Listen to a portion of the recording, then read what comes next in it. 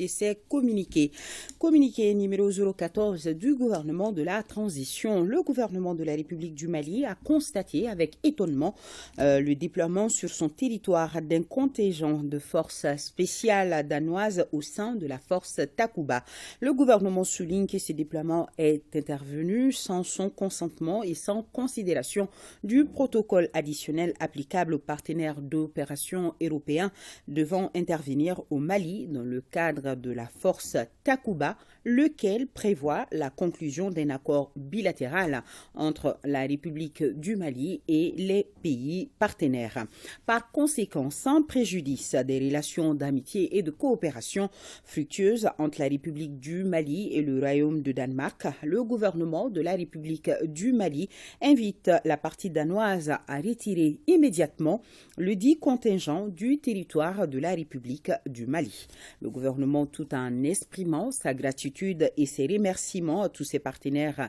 intervenants dans le cadre de la lutte contre le terrorisme, leur rappelle la nécessité de l'obtention préalable de l'accord des autorités maliennes avant tout déploiement au Mali. Et ce taux de communiqué, le gouvernement de la République du Mali constate que depuis ce matin, un faux communiqué numéro 013 qu'on lui attribue circule sur les réseaux sociaux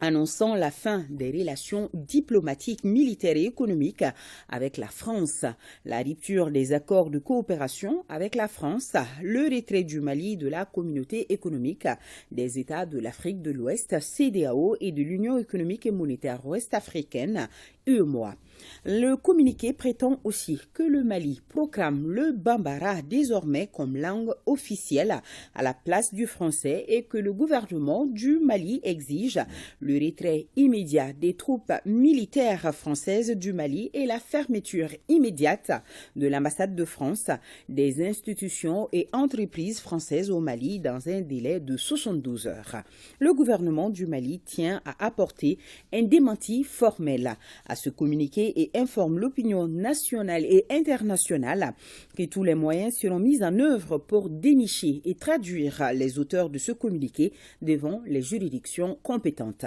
Le gouvernement du Mali est reconnaissant et tient à remercier tous ses partenaires de l'appui qu'ils n'ont jamais cessé d'apporter à notre pays et particulièrement depuis l'éclatement de la crise multidimensionnelle. Le gouvernement réaffirme en outre son attachement depuis la proclamation de notre indépendance à l'idéal panafricain et ne cessera jamais d'œuvrer pour l'intégration sous-régionale et continentale affirmée dans toutes nos constitutions. Le Mali reste membre de la CEDEAO et de l'UEMOA malgré leur posture regrettable. Le gouvernement appelle la population à la vigilance et à rester mobilisée pour relever les défis de la transition.